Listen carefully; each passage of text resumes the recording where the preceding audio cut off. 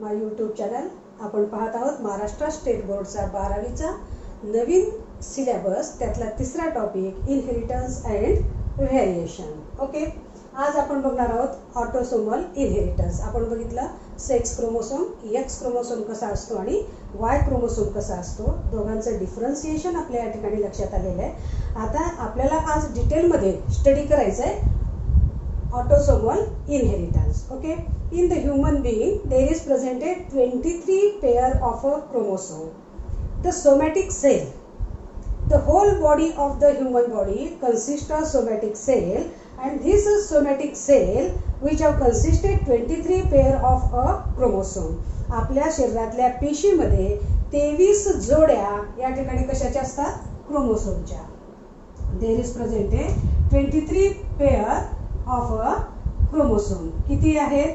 23 pair, म्हणजे 23 दुनी 46 chromosome या ठिकाणी आपल्या बॉडीमध्ये आहेत. Which can carry A inherited character.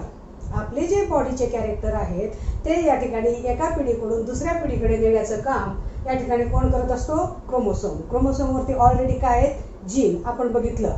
Linkage कशाला म्हणायचं, जीन कसे ट्रान्सफर होतात, कम्प्लीट लिंकेज म्हणजे काय, इनकम्प्लीट लिंकेज म्हणजे काय, हे आपण डिटेलमध्ये या ठिकाणी स्टडी केलेले.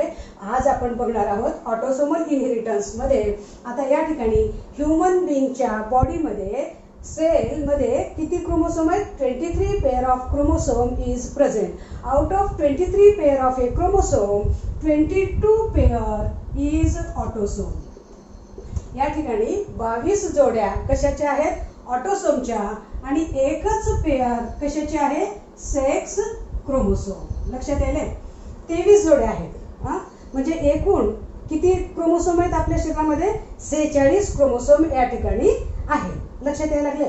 मेल आणि फिमेल आपण या ठिकाणी दोन्ही बघणार आहोत.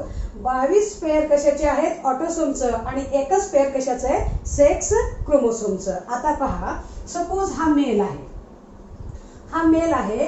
ह्याच्यामध्ये किती पेअर आहेत? 23 पेअर. म्हणजे त्याच्यामध्ये काय आहेत? 22 ऑटोसोम ए जोडी. 22 1 ए 2 ए जोड्या अधिक एक पेअर जोडी कशाची आहे? सेक्स क्रोमोसोमची एक जोडी. मेल मध्ये काय असणार? एक्स आणि वाय. आता ही आहे फिमेल. आता फिमेल मध्ये सुद्धा काय असेल? 22 पेअर कशाच्या? ऑटोसोमच्या. आणि एक जोडी कशाची? सेक्स क्रोमोसोमची. फिमेल मध्ये काय असतो? X x. आता गॅमेट तयार होत असताना आपण म्हणतो मिओसिस होते. आता मिओसिस होते म्हणजे नेमकं काय होतं या ठिकाणी? रिडक्शन. ह्या दोघांचे अर्धे. म्हणजे एका गॅमेट मध्ये काय येतील? 11 ऑटोसोम. ह्या गॅमेट मध्ये काय येतील? 11 ऑटोसोम अधिक एका गॅमेट मध्ये काय येईल? एक्स. आणि एका गॅमेट मध्ये काय येईल? वाय. लक्षात येईल? 11 ऑटोसोम गॅमेट मध्ये. हा एक गॅमेट तयार झाला मेलचा आणि हा दुसरा गॅमेट तयार झाला. तसंच फिमेलचं सुद्धा या ठिकाणी काय येतील? 11 पेअर कशाच्या? ऑटोसोमच्या. आणि एक पेअर 11 ऑटोसोम या ठिकाणी येतील. 22 चे निम्मे किती? 11. आणि एक काय येईल? Sex chromosome. इकडं सुद्धा 11 ए प्लस एक्स. म्हणजे फिमेल काय करते? सारख्याच प्रकारचे गॅमेट या ठिकाणी तयार करते. तिचे दोन्ही गॅमेट मध्ये काय? एक्स आणि एक्स. कारण फिमेल काय आहे? एक्स आणि एक्स. मेल कसं आहे? एक्स आणि वाय. म्हणून एका गॅमेट मध्ये त्याचे एक्स येतात आणि दुसऱ्या गॅमेट मध्ये वाय येतात. पॅरेंट कसे आहेत? डिप्लॉइड. ओके, पॅरेंट मध्ये 22 जोड्या ऑटोसोमच्या आणि एक सेक्स क्रोमोसोम आहे. सपोज ह्यांना चाइल्ड झालं. आता समजा हा एक मेल गॅमेट आणि फिमेल गॅमेट. 11 22 काय येतील? ए प्लस काय? हा एक एक्स, हा एक एक्स आणि एक्स. आलं लक्षात? म्हणजे आता हे काय होईल? त्यांना नेक्स्ट पुढचं जे चाइल्ड आहे हे काय होईल? डॉटर, मुलगी. कारण एक क्रोमोसोम एक्सचा मेलचा घेतला आणि एक फिमेलचा घेतला म्हणून ते काय झाले या ठिकाणी? डॉटर. सपोज हा गॅमेट ह्या गॅमेटशी जुळला. 11 दुनी 22 ऑटोसोम प्लस काय येणार? एक्स आणि वाय. आता हा जो झायगोट आहे ह्याचं जेव्हा चिल्ड्रन मध्ये रूपांतर होईल तेव्हा हा झायगोट काय म्हणून तयार होईल? सन. हा काय होईल? मुलगा. कारण या ठिकाणी काय? वाय क्रोमोसोम कोणाचा? मेलचा या ठिकाणी जॉईन झालेला आहे. आता पहा, पॅरेंट डिप्लॉइड होते.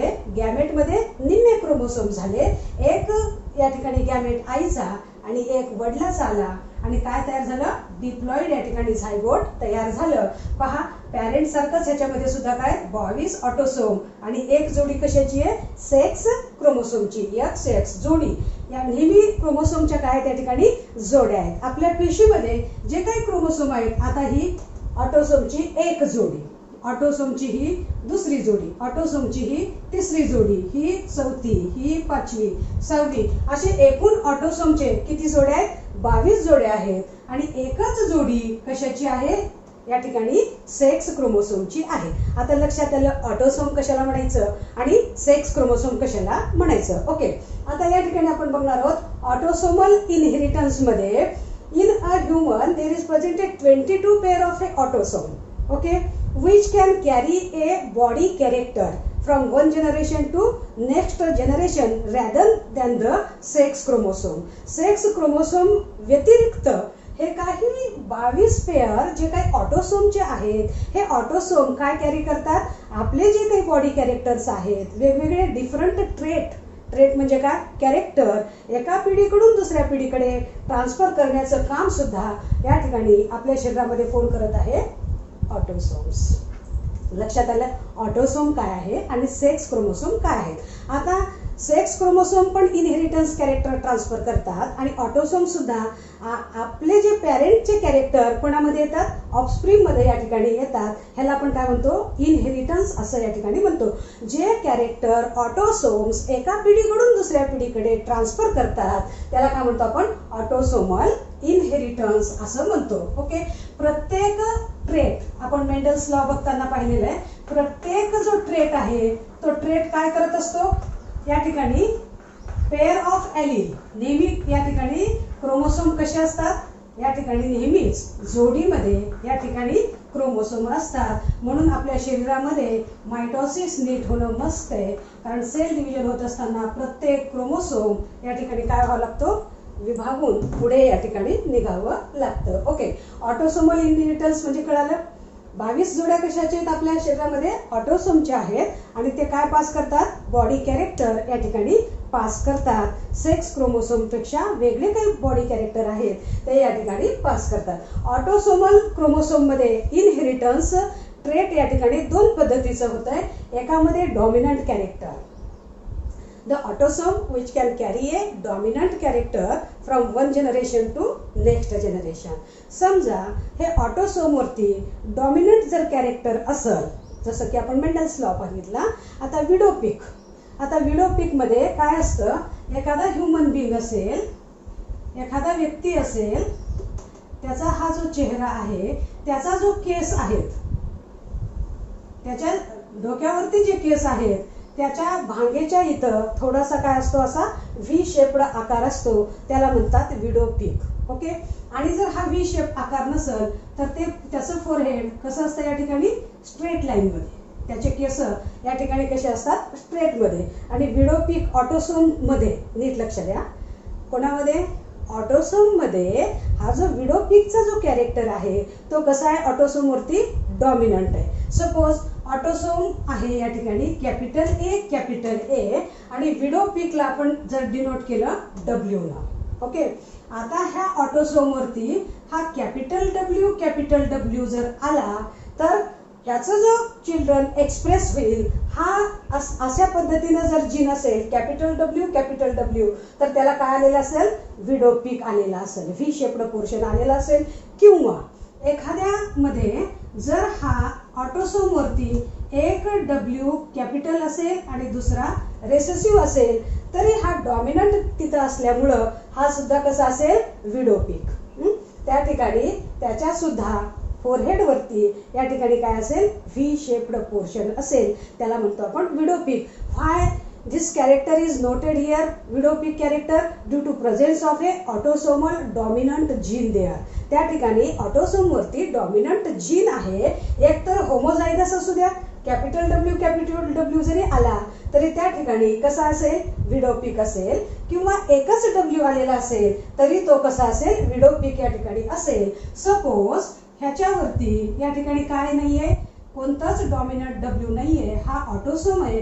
या ठिकाणी दोन्ही पण डब्ल्यू कसे आहेत, recessive. if there is present a recessive gene, at that time the hairline is straight. या वेळेला ह्याचा जो हेअरलाईन आहे तो कसा असेल, या ठिकाणी स्ट्रेट असेल. विडो पीक कळलं. विडो पीक हा कशाचा एक्झाम्पल आहे, ऑटोनॉमस इनहेरिटन्स. या ठिकाणी काय, ऑटोसोमल जे इनहेरिटन्स आहे, ऑटोसोमल इनहेरिटन्स मध्ये हा कॅरेक्टर कोणता आहे, डॉमिनंट जीनचा. कोणता, विडोपिक हा काय करतो, डॉमिनंट जीन या ठिकाणी एक्सप्रेस करतो. विडोपिक असेल त्या ठिकाणी डॉमिनंट जीन असेल तर तो एक्सप्रेस होईल, आणि दोन्ही जीन जर रेसेसिव्ह असतील तर फोरहेडचं हेअरलाईन कसं असेल, त्या ठिकाणी स्ट्रेट या ठिकाणी असेल. ओके, आता या ठिकाणी ऑटोसोमल इनहेरिटन्सचा दुसरा प्रकार आहे रेसेसिव्ह. त्या ठिकाणी जर रेसेसिव्ह जीन असतील, दोन्ही जीन जर रेसेसिव्ह असतील तर त्याच्या ऑफस्प्रिंग मध्ये या ठिकाणी काय चेंजेस येतात. विडोपिक आलं लक्षात.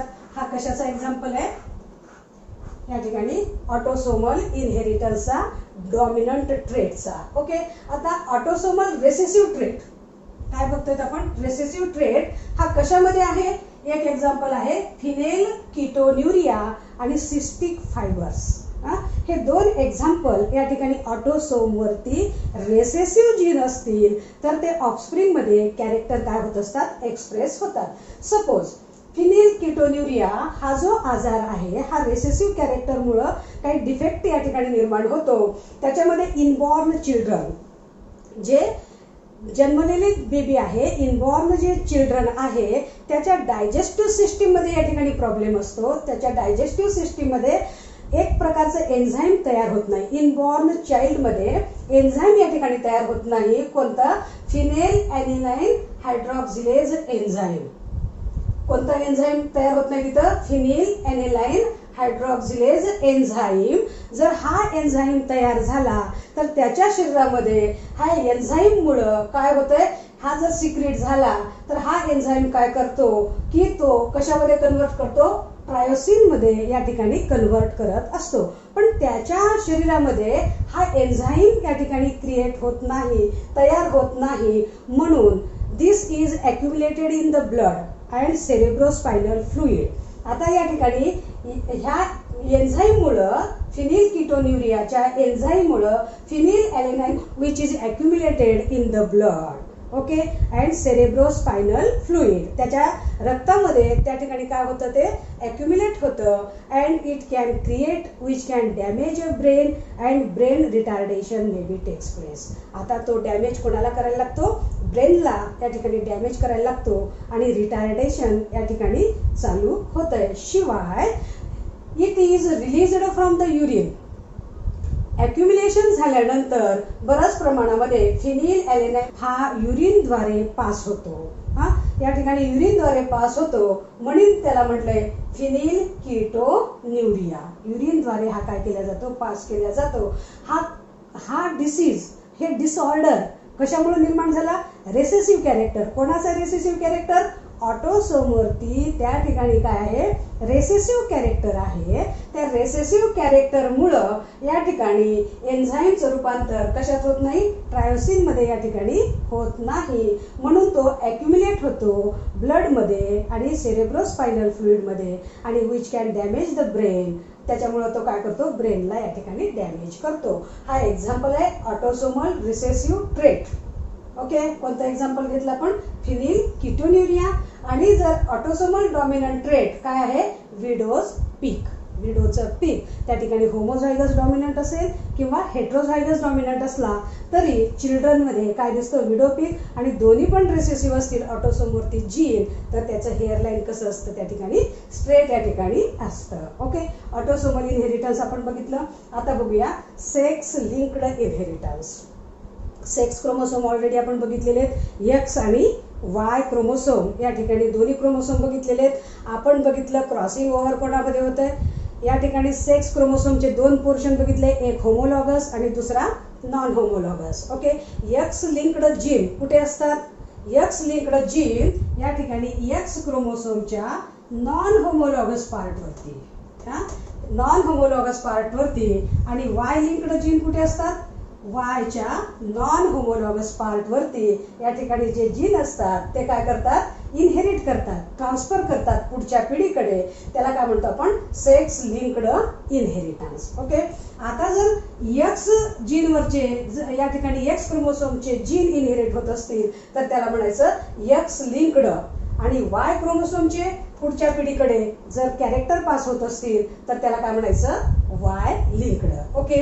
आता पहिल्यांदा बघूया एक्स लिंक्ड. आता एक्स लिंक्ड मध्ये आपण या ठिकाणी बघत आहोत x linked genes or inheritance mostly takes place on the part of the non-homologous part of the X chromosome. X chromosomeच्या non-homologous part वरती जे जीन आहेत ते कॅरेक्टर काय करतात, या ठिकाणी X linked कॅरेक्टर एका पिढीकडून दुसऱ्या पिढीकडे पास करतात. ओके. आता X क्रोमोसोमच्या ह्या भागावर जे ॲलील्स आहेत ते Y क्रोमोसोमच्या या भागावरती ते ॲलील नाहीत. ओके. एक्स वरती जे ॲलील आहेत ह्याची जोडी कोणावर नाहीये, वाय क्रोमोसोम वरती या ठिकाणी ह्याचं ॲलील या ठिकाणी नाहीये. Okay. This X character is more expressed in the male. कारण मेल मध्ये हा कॅरेक्टर जास्त दिसतो का, फिमेल मध्ये कमी दिसतो. समजा या ठिकाणी 2 एक्स क्रोमोसोम कोणामध्ये आहेत, हे आहे फिमेल. ओके. आणि इथं आहे मेल. मेल मध्ये किती क्रोमोसोम आहेत, एक्सचे एकच आहे. ओके. कोणतंही कॅरेक्टर या ठिकाणी जर दाखवायचं असेल तर ॲलीलची काय असते, त्या ठिकाणी जोडी असते. समजा कलर ब्लाइंडनेस, एखादा व्यक्ती कसा आहे, कलर ब्लाइंड. कलर ब्लाइंड म्हणजे काय, द पर्सन कुड not identify the green and red colour, both colour look like a grey. ह्या व्यक्ती कलर ब्लाइंड व्यक्तीला हिरवा रंग आणि लाल रंग दोन्ही रंगाचं डिफरन्शिएशन या ठिकाणी कळत नाही. दोन्ही कलर त्याला कसे दिसतात, ग्रे कलरचे. त्या ठिकाणी त्याला ग्रे कलर दिसतो. म्हणून सिग्नलवरती 3 कलर लावलेले असतात. आपण बघतो ट्रॅफिक सिग्नल जिथं जिथं असतो, एखादा कलर ब्लाइंड माणूस आला त्याला लाल बल्ब लागले का हिरवं बल्ब लागले कळत नाही आणि तो तसाच पुढे जाईल आणि ॲक्सिडेंट होण्याची शक्यता असते. म्हणून हे वाचण्यासाठी त्या सिग्नलवरती 3 कलर त्या ठिकाणी लावलेले असतात. त्याचा जो रेटिना आहे त्या रेटिनामध्ये तो कलरचं या ठिकाणी काय होत नाही, सेन्सेशन त्या ठिकाणी तयार होत नाहीत आणि म्हणून त्या ठिकाणी काय होतो, हा डिसीज या ठिकाणी उद्भवतो. आता हा जो कलर ब्लाइंड कॅरेक्टर आहे तो रेसेसिव्ह जीन कोणावर बसलेला आहे, एक्स क्रोमोसोम वरती, वाय वर नाहीये. कोणावर आहे, एक्स वरती. तो आपण नेहमी स्मॉल सी ने डिनोट करतो. ओके. छोट्या सी ने या ठिकाणी डिनोट करतो. समजा ही फिमेल आहे, हिच्या वरती एक कॅपिटल सी आहे, दुसरं स्मॉल सी आहे. Law of dominance. मग ही कलर ब्लाइंड फिमेल होऊ शकेल का, नाही, कारण तिच्यासोबत दुसरा काय आहे, मोठा या ठिकाणी काय सी आहे. म्हणून हा छोटा सी काय होतो, सप्रेस होतो. म्हणून ती व्यक्ती तिच्या शरीरामध्ये हा जीन जरी असला which can be a normal life, ती कशी वागते, नॉर्मल. कारण त्या ठिकाणी तिच्या डोळ्याला कोण सपोर्ट केलंय, कॅपिटल सी न या ठिकाणी सपोर्ट केलेलं आहे. आणि फिमेल मध्ये ही कॅरियर आहे पण या ठिकाणी तिनं या ठिकाणी कलर ब्लाइंड नाही आहे. ओके. कारण हिचा एक एक्स क्रोमोसोम या ठिकाणी जास्त आहे आणि ती काय करते, त्याच्यावरती कॅपिटल सी या ठिकाणी आहे. पण मेलचं तसं आहे का, सपोज ह्या एक्स वरती छोटा सी असेल तर मग ह्या छोट्या सी ला दाबायला तिथं कुणी आहे का, नाही. वाय क्रोमोसोमवर तर ह्याचा ॲलील नसतो. हा ॲलील फक्त कोणावरती आहे, एक्स. वायचं जेव्हा बघू, वायचं ॲलील कोणावर नसतो, एक्स वर असतो. एक्स ना एक्सचेच गुणधर्म दाखवतो आणि वाय हा वायचेच गुणधर्म या ठिकाणी दाखवतो. ह्याला इथं दुसरा एक्स जोडी नाहीये आणि हा रेसेसिव्ह कॅरेक्टर या ठिकाणी असल्यामुळं हा मेल कसा असेल, कलर ब्लाइंड. लक्षात आलेलं आहे. आता ही फिमेल आहे, हिच्यावरती काय आहे, एक डॉमिनंट ॲलील आहे, एक रेसेसिव्ह ॲलील आहे. डॉमिनंट असल्यामुळं शी कुड not colour blind here, but the x linked recessive character mostly seen in case of the male because in a male there is present only X chromosome and allele of this X chromosome which could not present on a Y chromosome. ह्याच्यावरती जो ॲलील आहे तो ॲलील कोणावर त्या ठिकाणी नाहीये, Y chromosome वरती या ठिकाणी नाहीये. लक्षात आलेलं आहे. सपोज एखाद्या वेळेस जर या फिमेल वरती दोन्ही पण जीन जर रेसेसिव्ह असतील, ही पण रेसेसिव्ह आहे, हे पण रेसेसिव्ह आहे, अशा वेळेलाच ती स्त्री काय असेल, कलर ब्लाइंड. ओके, म्हणून एक्स लिंक्ड जेवढे काही डिसऑर्डर्स आहेत हे फिमेलमध्ये शक्यतो दिसत नाहीत. शी कॅरियर, ती जर कॅरियर असेल आणि तिच्यावरती एखादा या ठिकाणी जर ॲलील कॅपिटल असेल तर ती नॉर्मल बिहेव करते आणि तिच्यामध्ये ते डिसऑर्डर दिसत नाहीत. आणि मोस्टली डिसऑर्डर कोणामध्ये दिसतात? मेलमध्ये दिसतात, कारण मेलमध्ये या ठिकाणी काय आहे? एक्स क्रोमोसोम एकटाच आहे आणि हा एक्स क्रोमोसोम काय कॅरी करतो? X linked inheritance, x related जे रेसेसिव्ह कॅरेक्टरचे जे काही या ठिकाणी डिसीजेस आहेत किंवा डिसऑर्डर्स आहेत या ठिकाणी तो कॅरी करतो. ओके, आता या ठिकाणी कलर ब्लाइंडनेस आहे आणि हिमोफिलिया हे दोन रेसेसिव्ह ट्रेट या ठिकाणी एक्स क्रोमोसोमवरती असतात आणि ते एका पिढीकडून काय करतात? दुसऱ्या पिढीकडे या ठिकाणी ट्रान्सफर करतात. दोन एक्झाम्पल आहेत एक्स लिंक्ड इनहेरिटन्सचे, कोणते? कलर ब्लाइंडनेस आणि दुसरा कोणता आहे? हिमोफिलिया. आणि वाय लिंक्ड मध्ये हायपर ट्रायकोसिस. आता पहा, हा वाय लिंक्ड जो जीन आहे, आता हा जो मेल आहे हा या ठिकाणी काय आहे? एक्स आणि वाय. आता हायपर ट्रायकोसिसचा जो जीन आहे तो फक्त कोणावर आहे? वाय वरती आहे. मग हा वाय क्रोमोसोम फक्त कोणामध्ये जाणार आहे? मुलामध्ये जाणार आहे. हा, मुलीमध्ये वाय क्रोमोसोम जाणार आहे का? जेव्हा तो ऑफस्प्रिंग तयार करेल, जेव्हा त्याचे गॅमेट तयार होतील या ठिकाणी तो डायरेक्टली स्ट्रेट डॅड कडून कोणाकडे येणार आहे? सनकडे. कारण हा वाय क्रोमोसोम वरती रेसेसिव्ह ॲलील या ठिकाणी बसलेला आहे. ह्याचं इनहेरिटन्स कसं आहे? स्ट्रेट इनहेरिटन्स या ठिकाणी आहे आणि एक्स लिंक्डचं क्रिस क्रॉस मेथडनं पास होत आहे. ते कसं होत आहे डिटेलमध्ये आपण या ठिकाणी पाहणारच आहोत. आता मेलमध्ये जर हायपर ट्रायकोसिस असेल, हायपर ट्रायकोसिस म्हणजे hair on the pinna. Hypertrichosis मध्ये म्हणजे आपल्या कानाचा जो हा पिन्ना आहे ह्या पिन्नावरती हेअर असणे, म्हणजे मेल पॅरेंट कडून डायरेक्ट हे कॅरेक्टर कोणाला येणार आहे? मुलाला. त्यांच्या मुलाला या ठिकाणी काय येणार आहे? हायपर ट्रायकोसिस जो डिसऑर्डर आहे तो डिसऑर्डर डायरेक्टली मेल कडून कोणाकडे येणार आहे? त्यांच्या मुलाकडे येणार आहे. ओके, हा कसा आहे? स्ट्रेट लिंक्ड आहे आणि हा एक्स लिंक्ड जो आहे तो कसा आहे? क्रिस क्रॉस मेथडनं या ठिकाणी काय होतो? पास होतो. ओके, मग आपण आता बघूया एक्स लिंक्ड. आता एक्स लिंक्ड मध्ये आपण काय म्हणलं? Colour blindness. Colour blindness, colour, त्याचा जो रेटिना आहे तो या ठिकाणी सेन्सिटिव्ह कलरचे इमेजेस तयार करत नाही. आय मध्ये जो रेटिना आहे त्याचं या ठिकाणी सेन्सिटिव्ह इमेजेस जे कलरचे यायला पाहिजे ते या ठिकाणी फंक्शन करत नाहीत. सो दॅट इट कुड not receive the sensation of A red and green colour. हा, त्या तो व्यक्ती कलर ब्लाइंड पर्सन कुड not identify the red and green colour. Both colour look like grey. त्याला हे दोन्ही कलर कसे दिसतात? ग्रे कलरचे दिसतात. अशा व्यक्तीला आपण काय म्हणतो? कलर ब्लाइंडनेस असं या ठिकाणी म्हणतो. कोण कॅरी करतोय? नीट लक्ष द्या. एक्स या ठिकाणी कॅरी करतोय. एक्सचा नॉन होमोलॉगस पार्ट हा काय करतो? एका पिढीकडून दुसऱ्या पिढीकडे पास करतो. सपोज आता हा जर मेल आहे, हा मेल जर नॉर्मल असेल, नॉर्मल असेल तर तो कसा असेल? एक्स आणि वाय. ओके, किंवा एक्स वरती कॅपिटल सी. आता हा मेल कलर ब्लाइंड कसा असेल? Colour blind X small C Y. जर त्याच्या या ठिकाणी एक्स वरती छोटा सी असेल तर हा मेल कसा असेल? Colour blind. हा मेल, हा normal male capital C, X वरती वायचा काही संबंध नाहीये. ओके, आता इथं एक्स वर जर छोटा सी असेल तर तो कसा असेल? Colour blind. हा कॅरियर असू शकत नाही कारण त्याच्यामध्ये दोन एक्स नाही. आता ही जर फिमेल आहे, फिमेल जर नॉर्मल टोटल नॉर्मल असेल तर हिच्या दोन्ही वरती काय असतील? Capital C capital C. जर ती फिमेल कलर ब्लाइंड असेल तर कशी असेल? X small C X small C.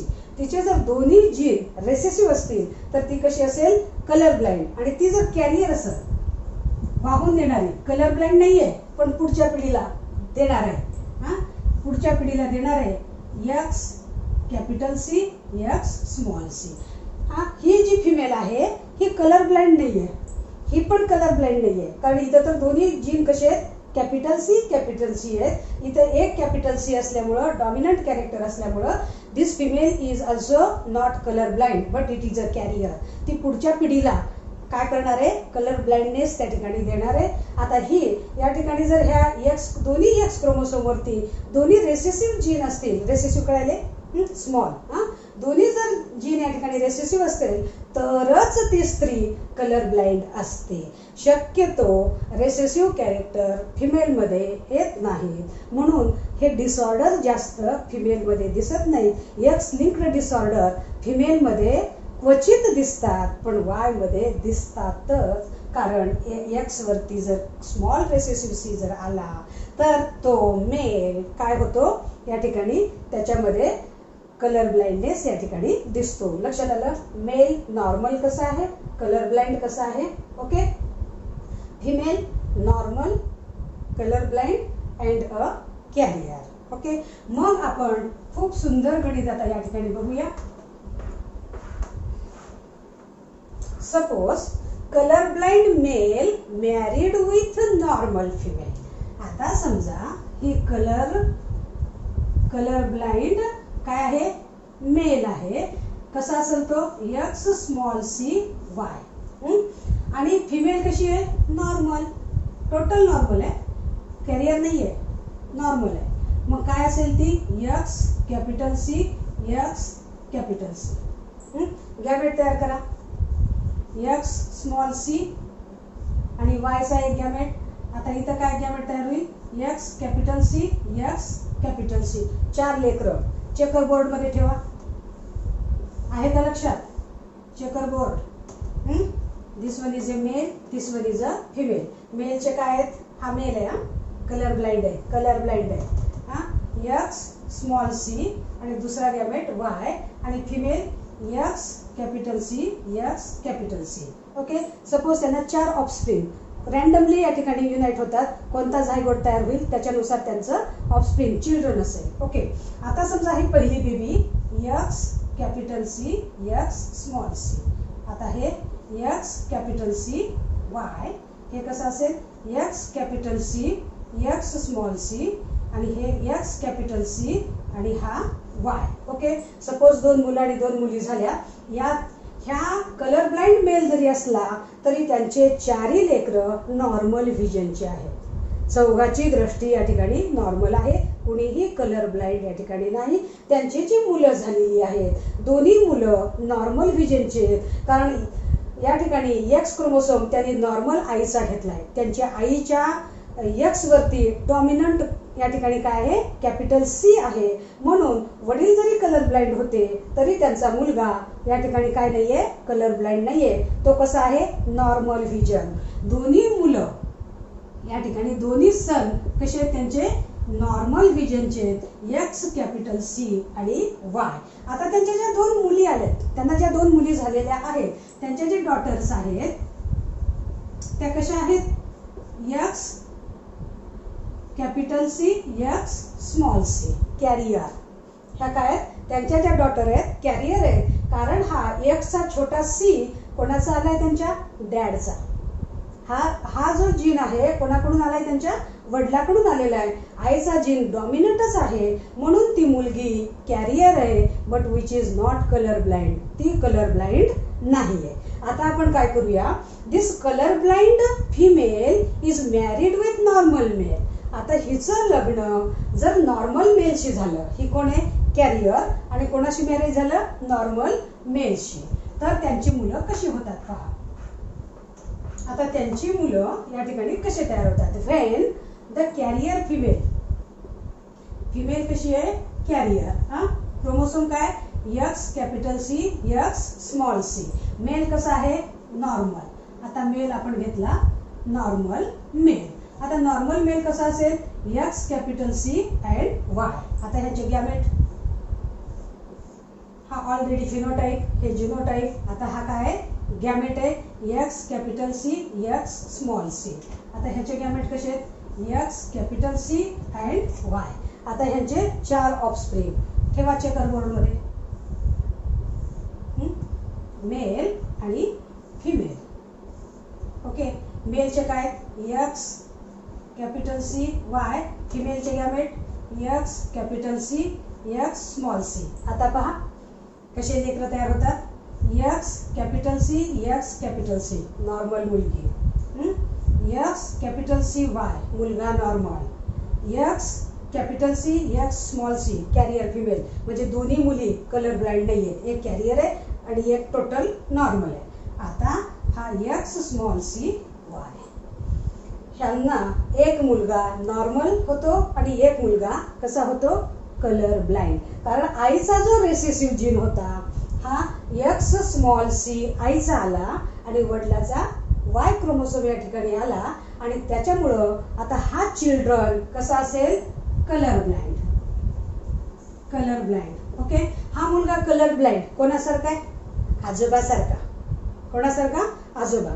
आजोबा कसे होते colour blind male is married with normal female. पहिल्यांदा काय घेतलं होतं आपण colour blind male is married with normal female. त्या पिढीला कसे आले सगळी मुलं normal, all boys are normal and daughters are a carrier. आता F2 जनरेशन काढायला होतं. F1 मध्ये सगळे नॉर्मल आले. आता F2 मध्ये आपण काय घेतलं carrier female is married with a normal male आणि त्या वेळेला त्यांचा जो ग्रँडसन आहे तो कसा आला कलर ब्लाइंड. ग्रँडबाकडून कोणाकडे आला ग्रँडसनकडे. आजोबाकडून नातूकडे हा गुणधर्म आला. मधली जी पिढी होती सगळी कशी होती नॉर्मल व्हिजन. कोणी पण त्या ठिकाणी काय नव्हतं कलर ब्लाइंड त्या ठिकाणी नव्हतं. ह्याला म्हणतात झेड पॅटर्न किंवा क्रिस क्रॉस पॅटर्न. म्हणजे या ठिकाणी ग्रँडपाला होता आणि तो कोणाला झाला ग्रँडसनला झाला आणि मधली सगळी पिढी कशी होती या ठिकाणी नॉर्मल होती. हे झालं कलर ब्लाइंडनेस. ओके स्टुडंट, एक प्रॉब्लेम देते तो तुम्ही सॉल्व्ह करा. या ठिकाणी कोणाचा सेक्स लिंक्ड इनहेरिटन्स मध्ये एक्स लिंक्डचा मी जसं सोडवलेलं आहे त्या पद्धतीनेच तुम्ही आता तो प्रॉब्लेम सॉल्व्ह करा. कोणाचा हिमोफिलियाचा. हिमोफिलिया.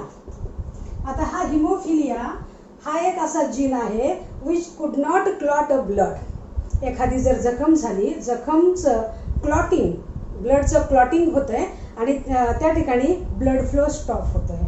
जखम झाल्यानंतर त्या ठिकाणी आपण बघतो जखम झाल्यानंतर पहिल्यांदा काय तयार होतात फायबर्स तयार होतात आणि प्लेटलेट्स त्याच्यामध्ये अडकून बसतात. जाळी तयार होते आणि जाळीमध्ये कोण बसते आपण बघितलं प्लेटलेट बसतात आणि त्या ठिकाणी एक पडदा तयार करतात आणि ब्लड पुढे काय होत नाही फ्लो होत नसतंय. पण हिमोफिलिया हा असा डिसीज आहे हा एक्स लिंक्ड आहे रेसेसिव्ह कॅरेक्टरमुळे या ठिकाणी होतो आणि हिमोफिलिया या ठिकाणी जर झाला तर त्याचं ब्लड क्लॉट होत नाही. कंटिन्यू ब्लडचं काय होत असतंय या ठिकाणी फ्लोईंग होत असतंय आणि ह्या डिसऑर्डरला आपण काय म्हणतो हिमोफिलिया डिसऑर्डर. हा कोणावर आहे एक्स क्रोमोसोमवरती बाळांनो.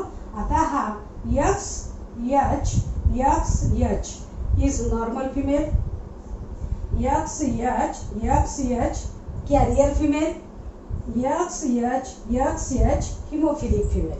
ओके ही हिमोफिलिक आहे. ही लेडी कॅरियर आहे आणि ही कशी आहे नॉर्मल हिमोफिलिक आहे. हिला डिसऑर्डर नाहीये. जर मेल कसं असेल x H Y normal. Okay X H Y haemophilic. H एकच आहे एक्स वरती आहे म्हणजे वाय वरती त्याचा ॲलील या ठिकाणी नसतो. हा हिमोफिलिक आहे आणि कॅरियरचा प्रश्नच येत नाही. तुम्ही प्रॉब्लेम सोडवा. आता प्रॉब्लेम सोडवत असताना मेल इज हिमोफिलिक. मेल घ्या haemophilic is crossed with a normal female. Female कशी घ्या नॉर्मल घ्या. आपण कलर ब्लाइंडनेस कसं घेतलं होतं. Okay X H Y is crossed with X H. Okay F1 progeny काढा. F2 मध्ये काय करा carrier female is married with a normal male आणि मग त्यांचे ऑफस्प्रिंग कसे येतात हे या ठिकाणी तुम्ही चेकर बोर्डमध्ये ठेवा आणि तो प्रॉब्लेम या ठिकाणी सॉल्व्ह करा. आहे का नाही easy student. X linked inheritance आपण या ठिकाणी डिटेलमध्ये बघितलेलं आहे आणि ऑटोसोमल इनहेरिटन्स सुद्धा आपण या ठिकाणी डिटेलमध्ये पाहिलेलं आहे. Okay now we have stop here.